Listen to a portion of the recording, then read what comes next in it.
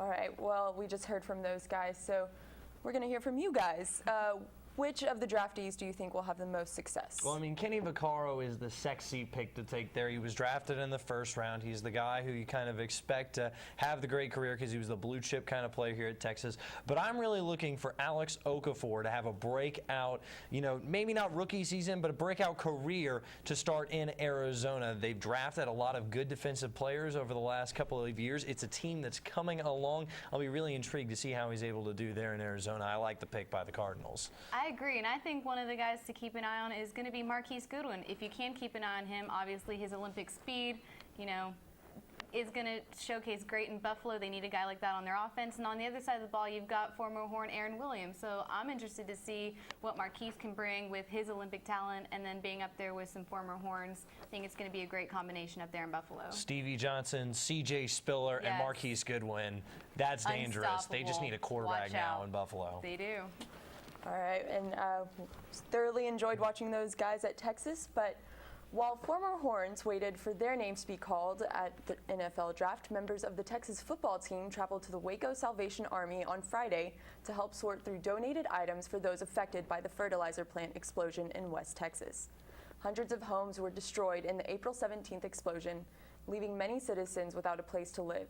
The Helping Horns had this to say about their visit to Waco.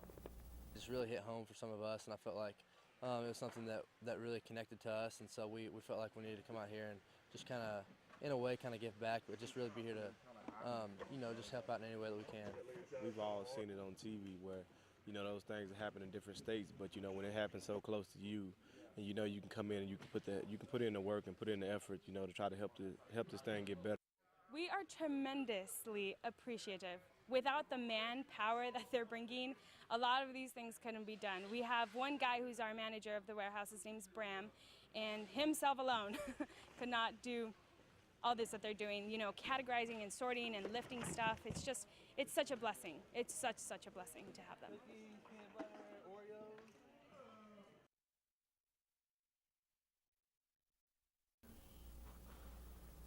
One of the great things about sports is that they are an escape, an opportunity to step away from deadlines, troubles, and sorrows, especially in the midst of tragedies.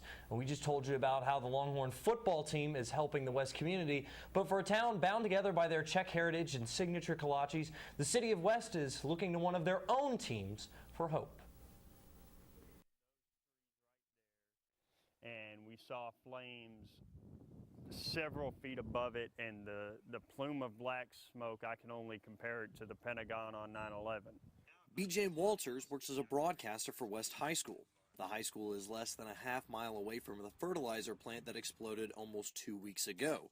Those students will not return to the high school for the rest of the year. The season doesn't stop for baseball and softball, which means so much to the West community.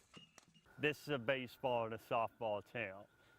Our baseball program has been to the state tournament twice, winning the championship in '99 and losing in the final last year. The heart of the baseball team, baby. Last Monday, the team met for the first time since the explosion. They were ready to get out here on the field and start practicing. They were fired up. It was almost like it's the first day of practice again. West High School alum and Oklahoma freshman Colby Carpenter was also at practice. Carpenter left Norman when he heard about the explosion in West. While none of the players were injured, the explosion did impact the team. Our shortstop and pitcher are twins, and they've lost their house and they hadn't been able to go back. So that means getting the twins new uniforms. I've been all morning trying to find uniforms that will match the rest of the team, and caps and belts and stuff to be able to get them to look like us. Everybody looked the same on Thursday night, and we think we've got it, but we're not for sure. And with the playoffs on the horizon, Coach Beckham is emphasizing the importance of practice.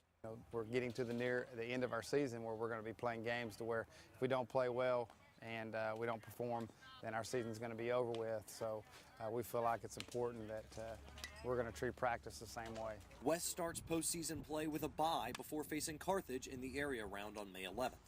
There, the team will start their quest to return to the state title game, which the team played in just a season ago, a goal that gives hope to the West community. Garrett, Greene, College Press Box.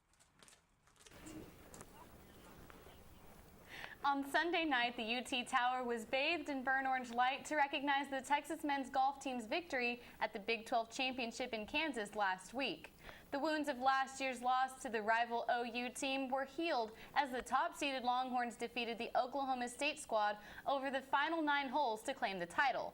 Freshman Brandon Stone finished in first place individually, becoming just the 4th Texas golfer to earn a conference medal. This is the Longhorns' 4th overall Big 12 championship title and their first since 2004. Coming up, Texas baseball can't catch a break. We'll see how they did against Baylor series in Waco this weekend. And softball looks to bounce back from their only series loss of the season.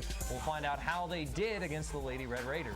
Stay tuned. You're watching Texas Student Television.